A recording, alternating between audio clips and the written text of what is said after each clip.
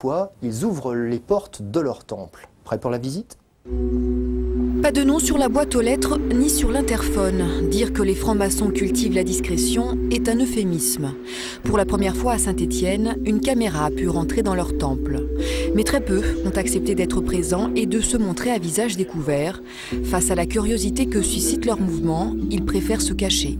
Je sais que quand je suis rentré, à l'époque, il y avait des gens qui venaient pour relever les numéros de plaques d'immatriculation de nos voitures et s'enseigner à la préfecture pour savoir à qui elles appartenaient.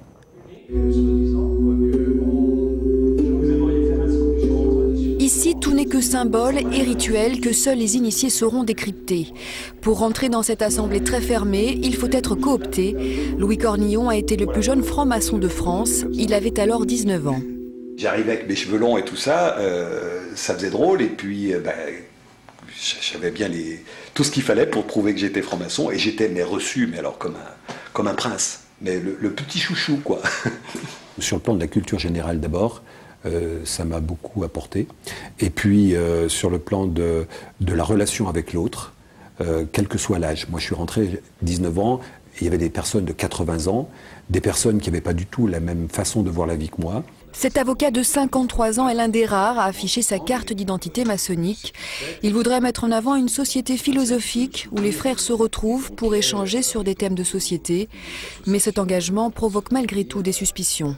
Parfois, oui, des gens disent si un tel il a gagné son procès, c'est probablement parce qu'il est franc-maçon. Ou d'autres vont dire si un tel il a gagné son procès, c'est parce qu'il est protestant et qu'il y a des réseaux protestants, etc. Comme si ils allaient faire passer une appartenance avant leur déontologie. La franc-maçonnerie suscite le soupçon de ceux qui l'imaginent comme une puissante société secrète. Ceux qui veulent y rentrer n'ont pas toujours des intentions très louables. Quand j'ai été vénérable de cette loge, j'en ai exclu un, entre autres, auquel je pense, parce qu'il était là que pour profiter des relations qu'on pouvait lui apporter, de la clientèle qu'on pouvait être nous-mêmes.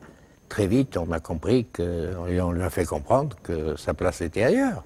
Il y a eu des dérives affairistes dans certaines loges, puisque les loges, les frères se cooptent entre eux, et il peut arriver que certains confondent duplicité et fraternité. C'est le risque qui existe, hein, bien sûr, comme quelqu'un va faire partie d'un club de service style Rotary, et puis 2 ou 3 vont se coopter, et puis certains vont faire des affaires, peut-être des choses pas très nettes, mais ça ne veut pas dire pour autant que c'est l'institution qui organise ça. C'est pas la mafia napolitaine. Les fils de la veuve tentent de s'ouvrir davantage en nous montrant quelques bribes de leur univers, mais l'essentiel de leur activité restera dans l'ombre. C'est pourquoi les fantasmes autour des francs-maçons restent toujours aussi tenaces. Vous n'avez rien remarqué, il flotte dans l'air comme un petit goût de développement durable. Et ça va être comme ça pendant une semaine. Les initiatives sont nombreuses ce soir.